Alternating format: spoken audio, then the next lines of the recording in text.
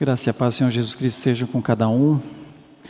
Antes de tudo, quero louvar a Deus pelo que nós temos acompanhado e ouvido aqui do púlpito da nossa igreja. Hoje pela manhã, reverendo Gilberto, pregando sobre uma passagem muito importante, a reação da igreja de Tessalônica ao Evangelho. A aula que o reverendo Robert ministrou sobre fé, dinheiro, mordomia, hoje na Escola Bíblica Dominical. Louvado seja Deus por isso. Lembrar também da exposição que o reverendo Alberto Filho fez no domingo passado, falando sobre Tito 2, 11 a 15, a graça de Deus, a importância da graça de Deus, a verdadeira graça de Deus. E assim, domingo após domingo, sempre exposições voltadas ao crescimento dos nossos irmãos e irmãs, a certeza de que o Senhor, por sua palavra, alimenta a sua igreja. E a nossa esperança é que hoje à noite também, lendo Marcos capítulo 6, versículos 1 a 6, nós possamos ter algo aqui da palavra de Deus que nos ajude, que contribua para a nossa fé. O tema da meditação é Jesus e a incredulidade. Jesus e a incredulidade.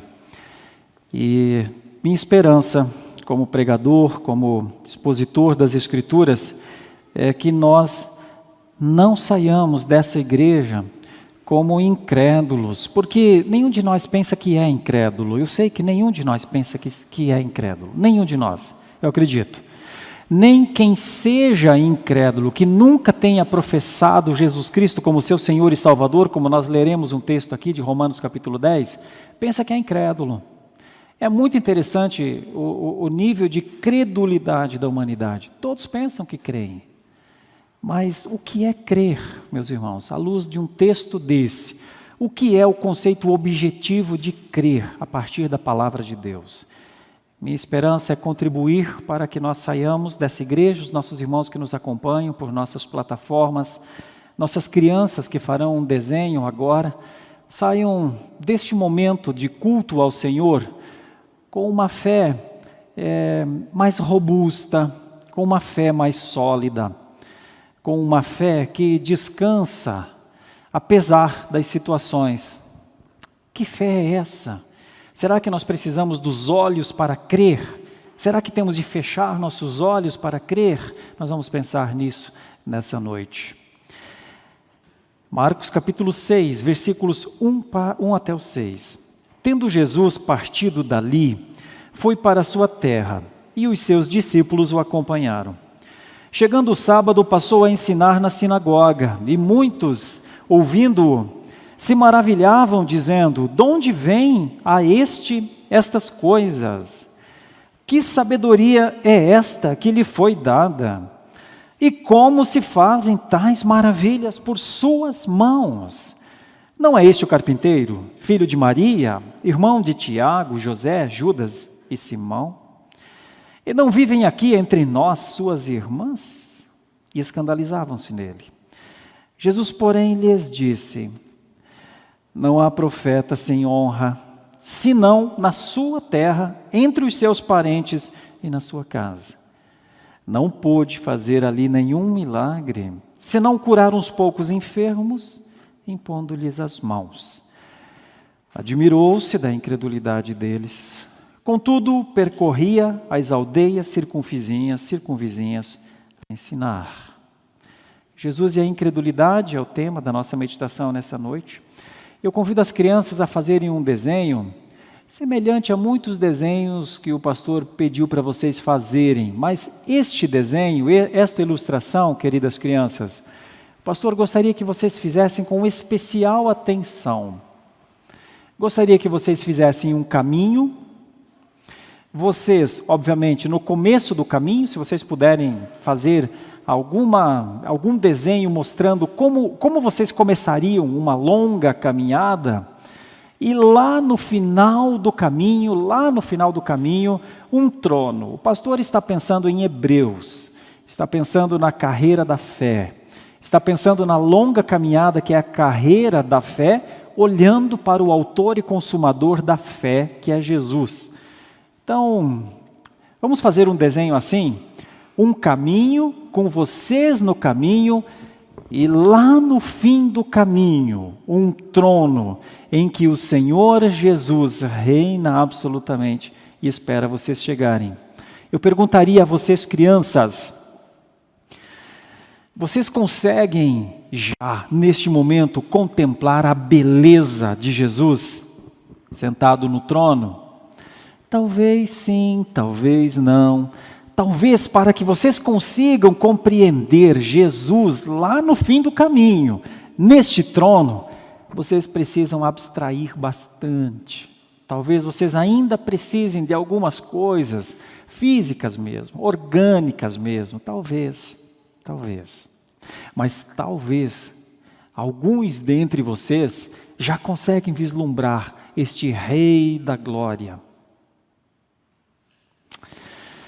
É isso. Gostaria muito que nossas crianças trilhassem um caminho de fé, um caminho de certeza das coisas que não se veem. Então, um caminho com Jesus no trono, sentado ao fim dele. Se vocês já sabem escrever, escrevam. Então, o versículo de Hebreus capítulo 11, versículo 1, fé é a certeza das coisas que não se veem. Se o papai ou a mamãe estiver perto, escreva para o seu filho se ele ainda não souber escrever. Hebreus 11, 1, fé, a certeza das coisas que não se veem. Eu quero falar com os adultos sobre essa passagem. O meu tema é Jesus e a incredulidade. As nossas mídias estão mostrando uma série de interrogações, né? Perguntas, muitas perguntas, poucas afirmações. Incredulidade tem muito a ver com isso, né? Tem a ver com as dúvidas que norteiam, que entram na nossa cabeça. Mas será? Será que é assim mesmo? E se não for assim? E se o que eu estiver aprendendo não seja exatamente isso?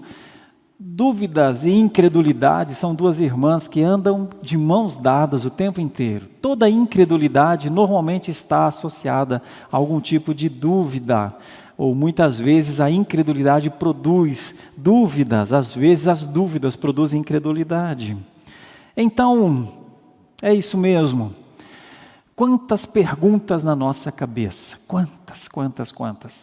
Essa é uma passagem de algumas perguntas também.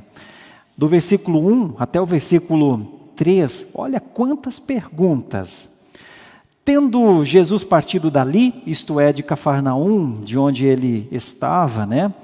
Ele havia trabalhado forte naquela região. Ele tinha, até a base do ministério de Jesus era na região de Cafarnaum. Essa é uma região da Galileia, de mais ou menos umas 8 ou 9 cidades, 10 cidades, mas uma delas a gente não sabe o nome. E nós temos algumas cidades que são fortes nessa região. Uma delas é a cidade de Cafarnaum. Uma outra cidade é a cidade de Tiberíades, onde Herodes tinha era uma cidade com uma base para o rei Herodes. E outras cidades próximas dali também, Caná, da Galileia, e também Nazaré. Nazaré era uma cidade bem pequena. Nazaré era a pequena cidade de onde Jesus veio, né? E era para essa região então que eles foram. Foi para a sua terra, que quer dizer, obviamente, Nazaré. E os seus discípulos o acompanharam. Isso quer dizer que Jesus já não era só um filho voltando a casa, um filho voltando à terra, mas era um rabino com seus discípulos pregando o evangelho. Quando eles chegam no sábado e vão para a sinagoga, o outro autor, Lucas, ele diz que isso era um costume. Inclusive lá em Lucas, uma passagem paralela a essa, Jesus abre o livro do Antigo Testamento, né, Isaías capítulo 61, e diz, olha, o profeta falava de mim, eu sou essa pessoa, eu sou aquele que haveria de vir, o Filho da eternidade está entre vós. Isso está em Lucas capítulo 4. Então, essa era a autoridade de Jesus, era considerado um rabino, a fama dele chegou antes dele à sua cidade. Jesus já era conhecido como um mestre, mas os seus sinais espantavam as pessoas, os seus sinais faziam as pessoas ficarem profundamente comovidas. Imagine quem era agraciado com uma cura, né?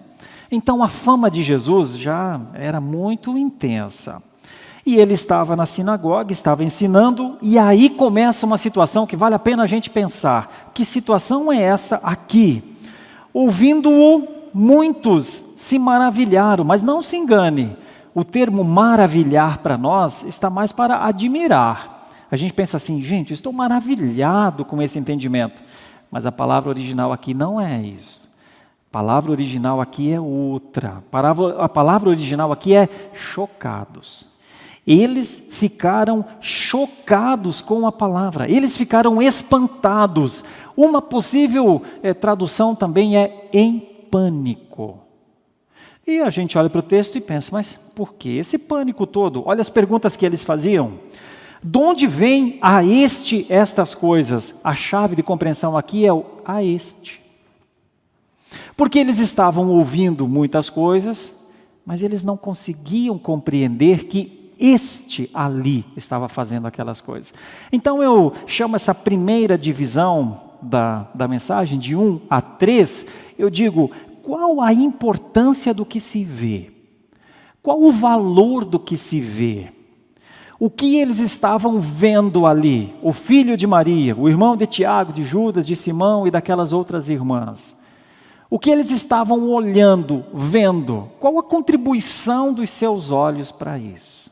Para o que estava por acontecer. E vocês vão perceber, vai trazer mais atrapalho do que coisas boas. Isso é interessante. Como pode os nossos olhos atrapalharem a nossa fé? Não é uma coisa paradoxal? Estranha? Os olhos atrapalharem a fé? Mas parece que é isso que vai acontecer aqui. Os olhos vão atrapalhar a fé. Veja só, eles começam a fazer perguntas assim como, de onde vem a essas coisas? Que sabedoria é esta que lhe foi dada? E como se fazem tais maravilhas por suas mãos? Ou seja, 2 vezes na passagem, 2 vezes, parece que os olhos estão atrapalhando a fé. Ele não é o filho de Maria? Nós não conhecemos a família dele? Olha que coisa! Quantos anos Jesus havia passado em Nazaré? Aproximadamente 30 anos. Aproximadamente 30 anos. Lucas diz que ele foi criado em Nazaré. Quantos conhecidos ele tinha na cidade? Provavelmente muitos, certamente. Quem era a sua família? Ok, eram muitos, ele sabia até os nomes dos irmãos de Jesus. Eles conheciam ao próprio Jesus. Mas quem era Jesus para eles? Era o filho de Maria. Quem era Jesus para eles? Era o que eles sabiam, que morava lá naquela casa, lá naquela rua. E então nós temos o que as nossas mídias estão mostrando. Muitas perguntas, pouca fé. Infelizmente, meus irmãos, a importância do que eles viam e sabiam sobre Jesus não os ajudou em nada. Eles não conseguiram ver o Filho de Deus. Eles viam o filho da sua mãe, os irmãos. Eles viam um homem que falava coisas importantes que até os deixava espantados, chocados, mas o choque deles não foi para a fé. O choque deles foi porque isso vinha daquela pessoa. Sabe quando se acostuma demais? Sabe quando se familiariza demais? E então já não se consegue mais ver o que está verdadeiramente acontecendo ali? Eu vou aplicar isso de maneira muito breve, porque a minha ênfase está na segunda passagem, da segunda parte aqui da passagem. Eu quero aplicar da seguinte maneira, meus irmãos, um dia desses, o reverendo Gilberto pregou aqui uma frase, e de vez em quando nós falamos entre nós pastores aqui, ele fez uma pergunta, e a pergunta foi, o que você está fazendo aqui? O que você está fazendo aqui? O que você está fazendo com a sua história? O que você está fazendo na história? Porque, meus irmãos, há um risco de crentes com o passar do tempo acharem que não pecam mais. Há um risco de nós crentes nos acostumarmos a ir para a igreja, fazermos as mesmas coisas sempre, Irmãos, há um risco de nós nos acostumarmos à boa comunhão, à alegria de encontrar os irmãos, há um risco. Há um risco de nós, automaticamente, vai chegando a hora, dependendo da distância que nós temos da nossa casa, e a gente sabe, agora é a hora de tomar um banho. Que roupa eu vou colocar?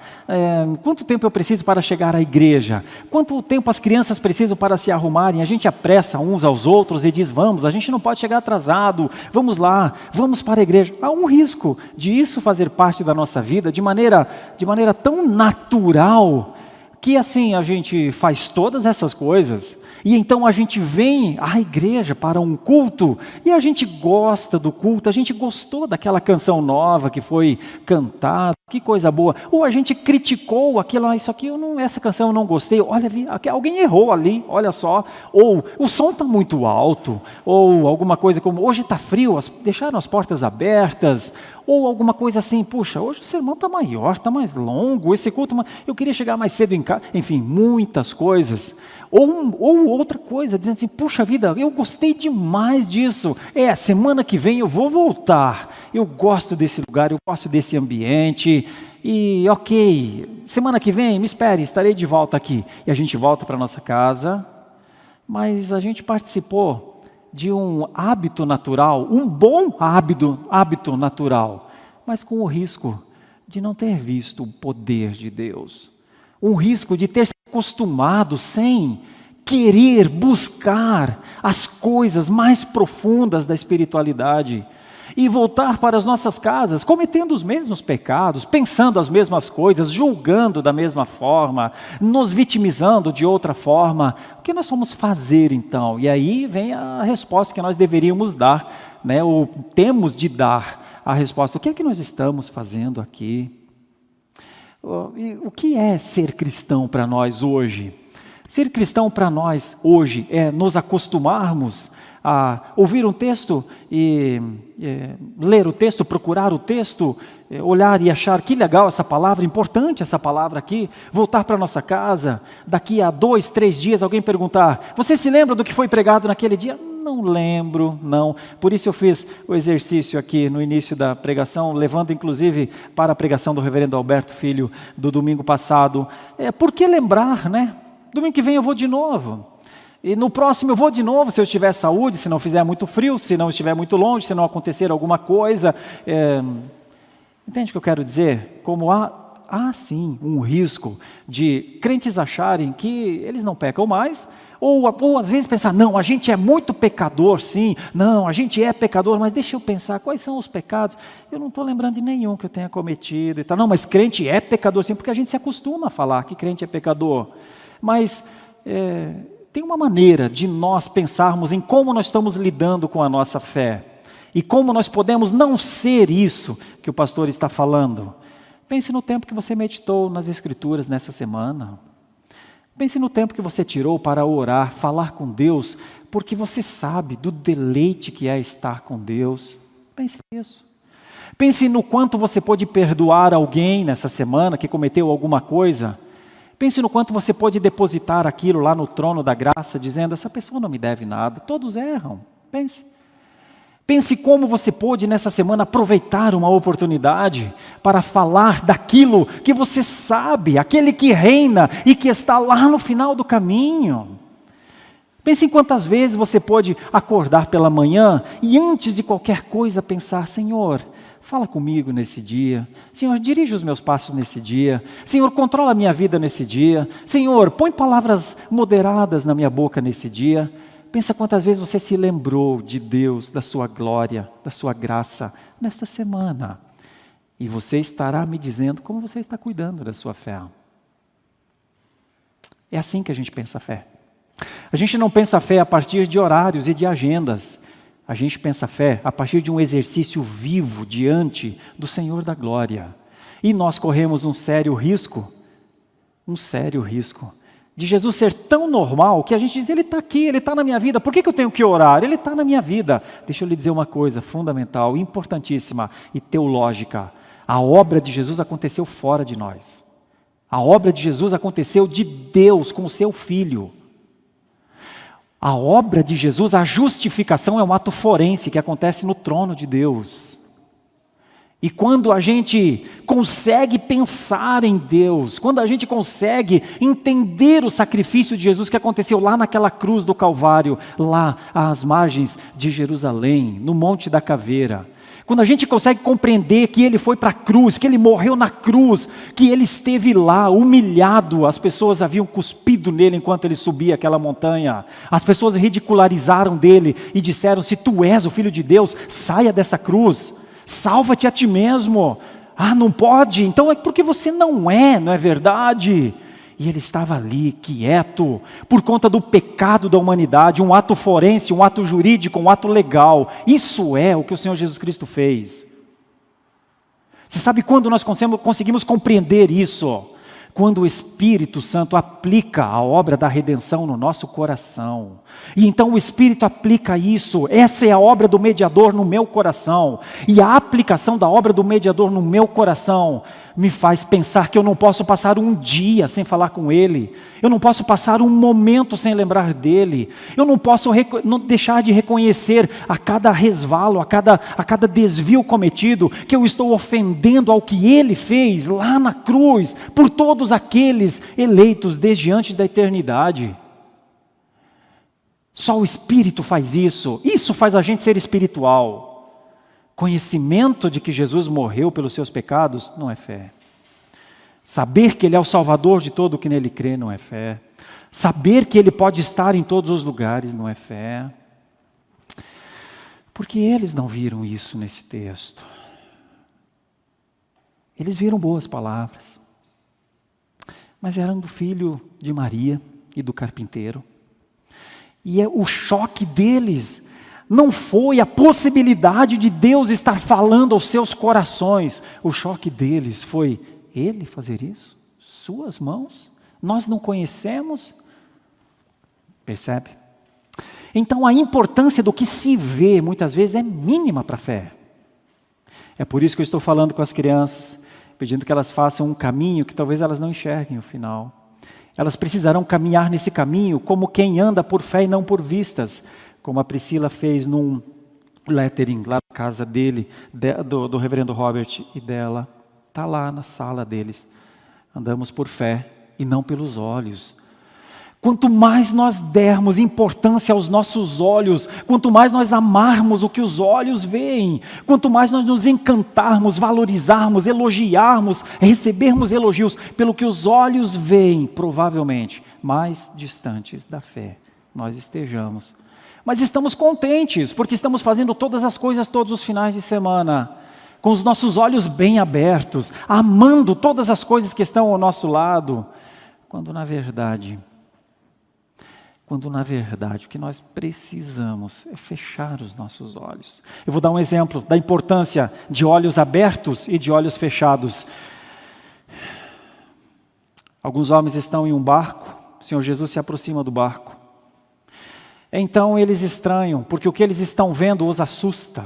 E eles dizem: é um fantasma. Mas o Senhor Jesus diz: não é um fantasma. Não é um fantasma. Olhem bem, não é um fantasma. Eles fazem um esforço. E então um deles diz assim: se não for um fantasma, faz com que eu vá até onde o Senhor está. E aí eu vou crer que não é um fantasma. E então Jesus diz: venha então. E este dos seus apóstolos, Pedro, começou a caminhar. A melhor coisa para Pedro seria ele ter fechado os olhos e continuar a caminhar. Mas eis os olhos do homem. Ele abre os olhos, ouve o som do mar, olha para as ondas, já não vê mais Jesus. A incredulidade, provavelmente, a janela de entrada da incredulidade do homem talvez seja os olhos. E às vezes a gente dá tanto valor para os olhos, né? Vejam aqui. A primeira parte dessa passagem levou estes homens a terem muitas dúvidas sobre a origem da mensagem, dúvidas sobre a essência da mensagem, dúvidas sobre a forma da mensagem. Eles sabiam da família, eles se escandalizaram nisso, e a ideia é que eles se escandalizaram porque foram apanhados na armadilha da sua própria limitação, os olhos. Que coisa, eles sabiam demais. Os outros que não conheciam toda a história familiar de Jesus, creram. Aqueles que sabiam. Olha, que coisa. O meu ponto aqui de preocupação é: pense bem sobre o possível costume da fé. O costume da fé não nos faz mais santos. Pense bem sobre os hábitos naturais daqueles que a gente vai para a igreja sem precisar o Waze, daqueles que a gente convive sem precisar ter temor com as pessoas, respeitar talvez a questão da alteridade. Pense bem. Isso prejudicou muito essas pessoas. Aí vem a outra parte, e a outra parte eu vou chamar de a consequência da incredulidade. Então, qual será a consequência da incredulidade? Qual será? Versículos 4 até o 6. Jesus, porém, lhes disse: não há profeta sem honra, senão na sua terra, entre os seus parentes e na sua casa. Na verdade, Jesus está usando aqui uma passagem que já, esse provérbio já foi dito outras vezes. Inclusive em Lucas 4, quando o Senhor Jesus está falando, lá na sinagoga, e é mesmo aqui em Nazaré, nessa mesma região, quando Jesus está falando e quando Ele está dizendo: olha, eis a palavra de Deus, Deus está falando, o povo, principalmente os mais ortodoxos, eles não acreditaram em Jesus porque eles pensavam que o último profeta foi Malaquias. E eles nem reconheceram João Batista como profeta. Então, quando Jesus falou: olha, esse texto fala de mim, eu vim para libertar os escravizados, eu vim para abrir os olhos aos cegos, enfim, Jesus faz uma defesa do seu ministério, da sua cristologia. Eles dizem: olha, nós não conseguimos aceitar isso. E lá em Lucas 4, Jesus conta duas histórias interessantes do Antigo Testamento sobre isso. Ele conta que quando no tempo de Elias, havia muitos leprosos em Israel, e também viúvas em Israel. No tempo de Elias, muitas viúvas em Israel, mas Elias não foi falar a todas as viúvas de Israel, ele foi a viúva de Sarepta. Quando Eliseu viveu, outro profeta, também havia muitas pessoas doentes, dentre elas muitos leprosos. Mas Jesus conta lá em Lucas 4, que Eliseu não foi curando todos os leprosos, mas ele curou um, Naamã, o sírio. Como que dizendo: tomem cuidado, eis a oferta da salvação. Tomem cuidado, porque ao negarem a salvação vai para outros lugares. Lá em Lucas 4, que é uma passagem correlata a essa daqui, eles quiseram matar Jesus. O texto diz que eles levaram ao alto monte e queriam matá-lo lá. As duas passagens de Lucas 4 e de Mateus 13, 54 a 60, narram o contexto dessa passagem. E agora, Jesus então está aqui neste lugar, e o que ele diz é que a incredulidade gera algumas coisas. A consequência da incredulidade: o profeta tem a sua honra negada, e o povo perde o privilégio de testemunhar do poder de Deus. A incredulidade priva o homem de compreender as coisas que estão além dos seus olhos. Ele simplesmente não crê. E isso vai acontecer nessa passagem, porque veja só, é um assunto difícil até, o do versículo 5. Não pôde fazer ali nenhum milagre. Não pôde fazer ali nenhum milagre. Isso não te soa estranho? E está na Bíblia. Jesus não pode fazer nenhum milagre. Então, provavelmente você deva crer, que Jesus pode fazer todos os milagres. Mas então, por que o texto diz que ele não pôde fazer ali nenhum milagre? Se não, diz o texto aqui, curar uns poucos enfermos, impondo-lhes as mãos. É o seguinte: Jesus poderia sim fazer todo e qualquer milagre. O ponto não é a questão dele ter poder para fazer milagre ou não. A questão era o esforço em vão. Poder havia para fazer milagre, não havia razão. Poder havia para fazer milagre, não havia motivo. Poder havia para fazer todos os milagres que fosse, mas para estes? Aqui Jesus simplesmente usa uma outra forma que já foi, e ele mesmo falou em outro momento, tem horas que não é horas de dar pérolas a porcos. Então poder tinha, não tinha motivo, não tinha razão. Veja o que é a incredulidade, meus irmãos, aqui no texto. Jesus simplesmente não quer fazer nada por eles. Ele olha para as pessoas, ele conhece os seus corações, e então o que resta a Jesus ali, nesse momento, é admirar a sua incredulidade. O termo admirar, do versículo 6, está aqui em Marcos 6 e também em Mateus 8. Jesus usa de maneira diferente esse admirar.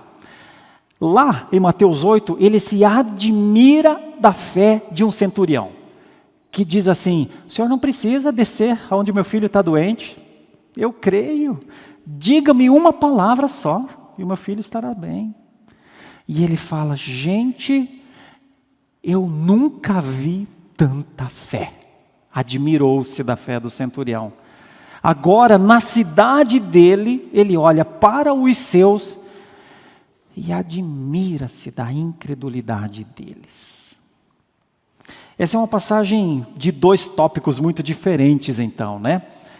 Num primeiro momento, parece que o olhar, os olhos atrapalharam a fé. E na outra parte, parece que o povo resiste a Jesus por causa da incredulidade. Eles não conseguem crer. Meus irmãos, o pecado da incredulidade é terrível, infelizmente. Ele priva as pessoas das bênçãos, assombra o autor da fé. A incredulidade, o pecado da incredulidade está no mundo há muito tempo. No jardim do Éden, o pecado mais antigo do mundo, Satanás induz Eva a duvidar de Deus. Consequência da incredulidade no Éden, vocês sabem qual foi: a morte que passou para toda a humanidade. No tempo de Noé, a incredulidade levou o povo a duvidar da advertência de Noé. Mas, alguns anos, e tudo isso aqui será inundado. Eles riram, eles disseram: vai construindo essa arca nesse terreno tão seco, perde o seu tempo, Noé. A incredulidade trouxe o dilúvio, meus irmãos. No tempo dos 10 mandamentos, levou o povo a fazer um bezerro de ouro embaixo da montanha. Porque dizia: ele subiu a montanha, será que ele vai voltar? Acho que não. Façamos aqui um bezerro que a gente sabe como é fazer um ídolo e vamos celebrar. Arão entrou nessa. Mais de 3.000 pessoas morreram por causa da incredulidade, por causa disso. Beberam aquele ouro quente por causa disso. Entenda comigo o perigo da incredulidade. Quando Moisés enviou os 12 homens para espiar Canaã, nós pregamos isso alguns dias atrás, quando os 12 voltaram, 10 demonstraram o que é a incredulidade. A presença da incredulidade levou aquele povo a chorar uma noite inteira, está escrito no livro de Números. Mas isso não foi o pior.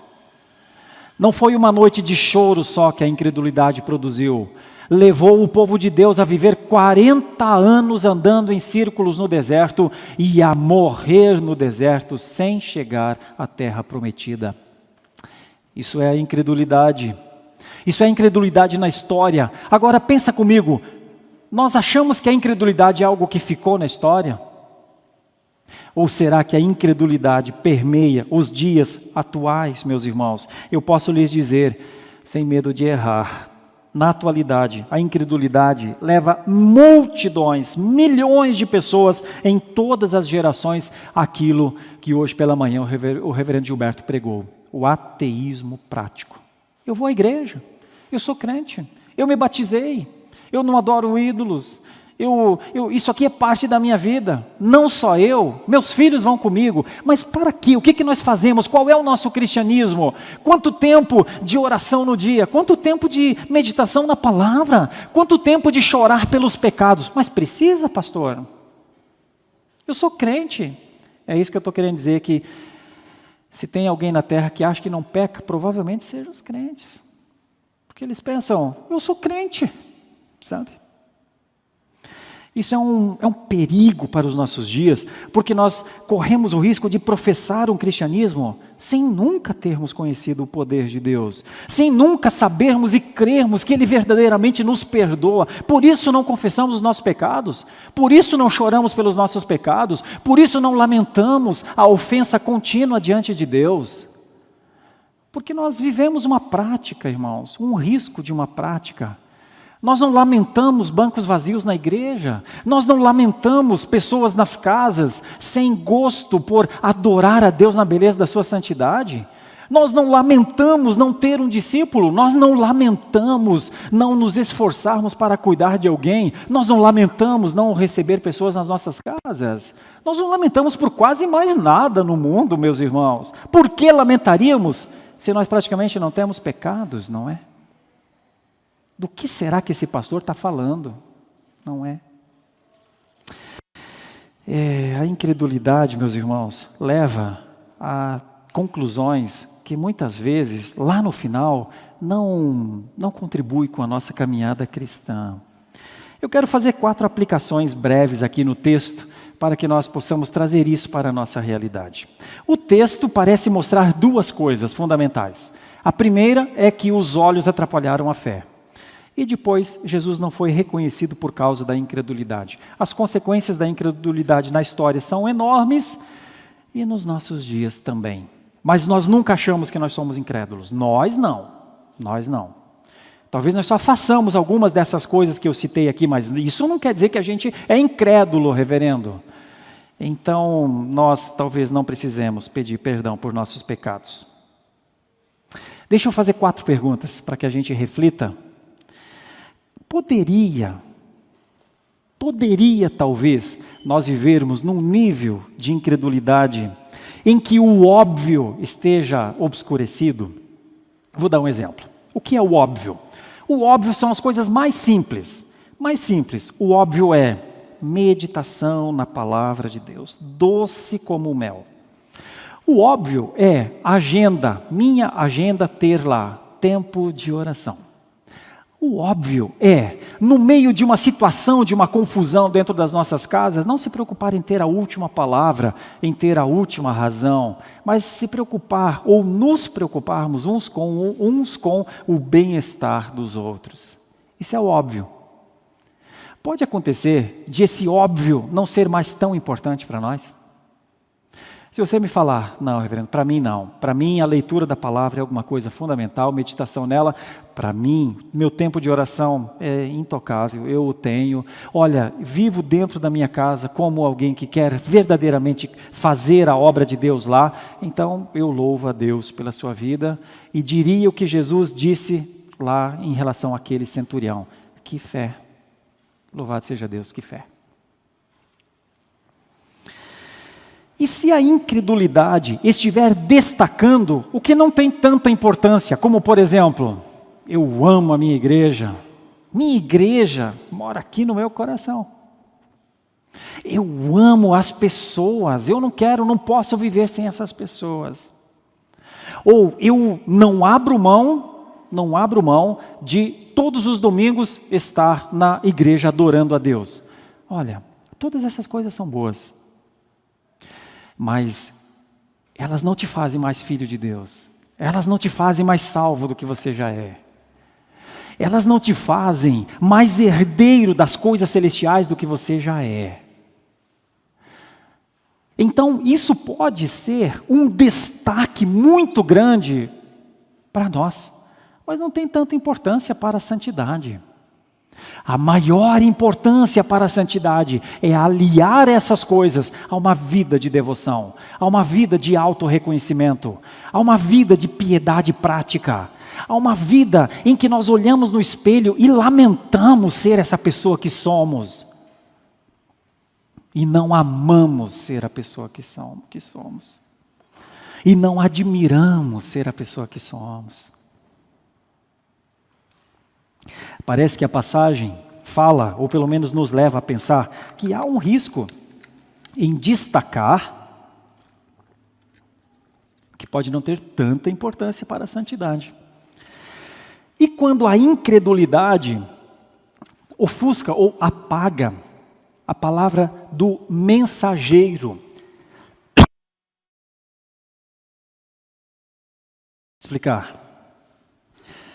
Quando a incredulidade não dá, talvez, a devida importância ao que é a verdadeira palavra. Vou dar um exemplo aqui no texto da passagem.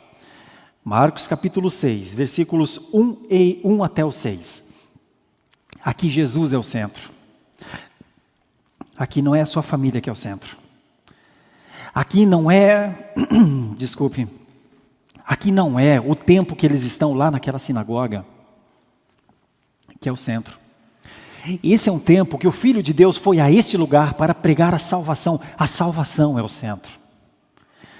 Este não é um momento para admirar a sua pregação ou questionar a sua pregação. Este é um momento para entender a sua pregação. Este é um momento para reconhecer os seus pecados, para implorar ao Senhor que Ele tenha misericórdia deles. Mas eles não estão vendo essa mensagem. Então a incredulidade não dá ou não compreende a palavra de Deus como viva, inerrante, eficaz. É quando nós lemos um texto e ouvimos um texto e dizemos, importante, coisa linda esse texto, importante, gostei, foi bem, gostei da divisão do texto aqui, tudo certo, tudo ótimo. Vamos para as nossas casas continuar as nossas vidas. Deixa eu dar um exemplo na história para vocês. Um dia, Jonathan Edwards pregou na sua igreja em Northampton, e o texto, ou o sermão era Pecadores nas mãos de um Deus irado. Então ele pregou aquele sermão, e todos disseram ao final do sermão, hoje o senhor foi bem, Jonathan. Reverendo Jonathan, que sermão bom, gostamos muito. Muito bom, isso nos edificou muito. Continue assim, continue a fazer ótimos sermões, afinal, não é por pouca coisa que nós temos um dos maiores pregadores dos Estados Unidos, Jonathan Edwards, pregador do primeiro grande avivamento, milhares de pessoas convertidas, e ele é o nosso pastor da nossa igreja, a Igreja Congregacional de Northampton, na Nova Inglaterra, nos Estados Unidos. E eles falaram, muito bom sermão, e foram para as suas casas. Ele saiu dali, foi pregar na cidade de Hatfield. E ele pregou o mesmo sermão. Enquanto ele foi começando a falar, olha, eu tenho uma coisa para falar para vocês. Nós somos muito pecadores, os nossos pecados são muito pesados em nós. Os nossos pecados nos tornam muito pesados. E o peso dos nossos pecados, ele vai comprometendo a nossa caminhada. E nós somos como pessoas que caminham sobre uma teia de aranha, uma teia fina de aranha, o que nenhuma mosca, a teia de aranha não consegue suportar nenhuma mosca. E nós estamos caminhando sobre uma teia de aranha frágil, e os nossos pecados, dia após dia, sobre nós, nos fazendo pesados, nós andando sobre essa teia de aranha frágil, cada vez mais pesados, e eles ouvindo aquele sermão, e Edwards disse, e lá embaixo está o inferno. O que pode, ao resvalar o vosso pé, o que pode vos livrar do inferno? Vocês são pesados, o chão por onde vocês andam é frágil, e lá embaixo está o inferno. E então a história conta que as pessoas começaram a chorar copiosamente por causa disso. Se arrepender dos seus pesos, se arrepender da sua incredulidade, se arrepender dos seus pecados, negarem-se a si mesmo, quererem tomar a cruz de Cristo, se agarrarem na cruz de Cristo, dependerem somente de Cristo e não deles, e verdadeiramente implorarem, Senhor, não deixa a gente cair neste inferno que o Dr. Jonathan Edwards está falando. E ele continuava o seu sermão só falando. Notaram a diferença? Na sua igreja falaram, que belo sermão. Lá em Hatfield, o sermão foi aos seus corações. Lá eles viram o que é a perdição. E é a partir daí que nós temos uma explosão no mundo inteiro. Essa é a diferença entre fé e falta de fé. Entre crer e não crer. E se a incredulidade estiver apagando, ofuscando o mensageiro e a sua mensagem? E se a incredulidade já não espera mais o sobrenatural? Do tipo assim, nós somos uma igreja, nosso trabalho é o ensino, nós somos uma igreja de ensino, e se nós deixarmos de crer que o Senhor cura, que o Senhor levanta o caído, que o Senhor santifica o pecador, E se nós deixarmos de crer que o Senhor, por sua graça, faz o seu evangelho, a sua palavra, impactar os corações, como hoje o reverendo Gilberto pregou, e se nós deixarmos de crer? Continuamos crentes sem crer. Vou voltar ao ponto inicial. Tomemos muito cuidado sobre como estamos administrando a nossa fé. Lembremos de Pedro, que tinha os olhos bem abertos, mas Jesus tomou-o pela mão e disse: filho, onde é que está a tua fé, filho? Os olhos estavam abertos, mas a fé não estava ali. Ele via todas as coisas, mas não contemplava o sobrenatural. Eu gostaria muito que você saísse daqui nessa noite pensando nisso. O tema é Jesus e a incredulidade. Pode não ser a sua incredulidade, pode não ser. Eu espero que não seja, mas e se for? E se um de nós nessa noite estiver exatamente nesse ponto, cheio de perguntas, mas com pouca condição de dizer: eu me entrego, eu estou nas mãos do meu Senhor, eu vivo sob a sua palavra, eu ando por fé e não por vistas, eu sou conduzido pela sua instrução, o que Ele falar, isso farei. Ele é a porta, então eu entro. Ele é o bom pastor, então eu confio. Ele é o pão, então é dele que eu me alimento. Ele é a água, então é dessa água que eu quero beber. Ele é o cabeça da igreja, então eu quero ser um membro atuante. E se tiver alguém entre nós que não consegue dizer isso, então essa exposição pode ter sido para você. Para que você não saia desse lugar sem crer. As consequências da incredulidade foram terríveis para esse povo. Jesus nunca mais volta a Nazaré. O texto mesmo já mostra o novo passo dele. Ele vai para as outras aldeias, ele tinha outras coisas para fazer, nem quis fazer nenhum milagre, nenhuma demonstração de poder ali. A incredulidade provavelmente privará a todos nós de conhecer o poder de Deus, se ela persistir em nós. Ainda que a gente tenha 10, 15, 20, 30, 50 anos, 80 anos de fé. A incredulidade não é uma negação da fé. A incredulidade é quando as dúvidas são maiores que as certezas. Fé é uma certeza, que precisa ser constantemente buscada, constantemente reafirmada. Que o Senhor Deus nos dê da sua graça. Que essa possa ser uma semana em que você medite nas Escrituras. Que você goste, queira e fique tempo em oração. Você não olhe para o outro, porque ele vai ter muitos pecados. As pessoas terão todos os pecados do mundo, mas me perdoe, você não tem nada a ver com isso, nem eu. Nós não somos juízes de ninguém. Nós somos tão pecadores como todos os pecadores do mundo. Paulo disse que dos pecadores ele era o pior. Num tempo em que nós nos acostumamos a pensar que crente praticamente não precisa orar confessando pecados porque não peca, Paulo disse que dos pecadores ele era o pior. Que Deus nos ajude, que Ele encontre fé em nós, até porque não sabemos a hora da sua vinda, que Ele encontre fé em nós. Feche seus olhos, vamos orar a Deus. Senhor nosso Deus, só poderíamos dizer que o Senhor é nosso Deus, pelo que o Espírito fez em nós. Nós te agradecemos muito por isso, porque o Teu Espírito continua atuando.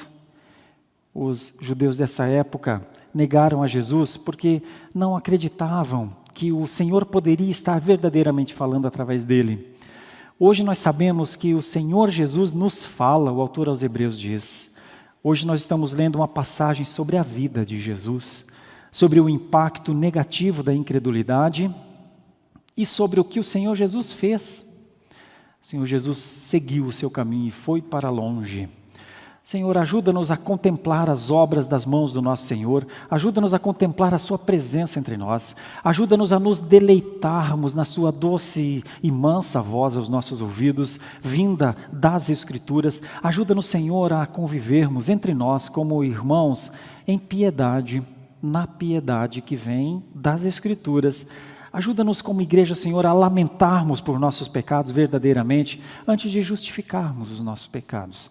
Senhor, ajuda-nos a, como família da fé, vivermos como irmãos. E ajuda-nos, Senhor, a propagar esse evangelho que salva. Ajuda-nos, Senhor, a nos indignarmos também com tempos em que a fé parece esfriar, o amor muito mais. Ajuda-nos, Senhor, a olharmos para as coisas que os nossos olhos não veem, mas os olhos da fé que a fé nos mostra. E, Senhor, se os nossos olhos estiverem atrapalhando a nossa fé, se nós estivermos olhando e vendo coisas que muitas vezes nos afastam dessa fé, ajuda-nos, Senhor, a fechar esses olhos físicos para que consigamos abrir os olhos da alma e contemplar a grandiosidade da excelência da Tua presença. Senhor, nós não podemos viver como quem não crê, nós a quem foi dado o poder de crer. Nós oramos assim, pedindo perdão por nossos pecados, buscando santidade, implorando, Senhor, que a Tua palavra continue a falar aos nossos corações. É a nossa oração, em nome de Jesus. Amém. Muito obrigado por nos acompanhar até o final desse vídeo. Para receber mais reflexões e ficar por dentro dos próximos conteúdos, te convidamos a seguir as nossas redes sociais que estão na descrição. Alguns vídeos aparecerão na tela, caso queira continuar nos assistindo. Abraço e até a próxima!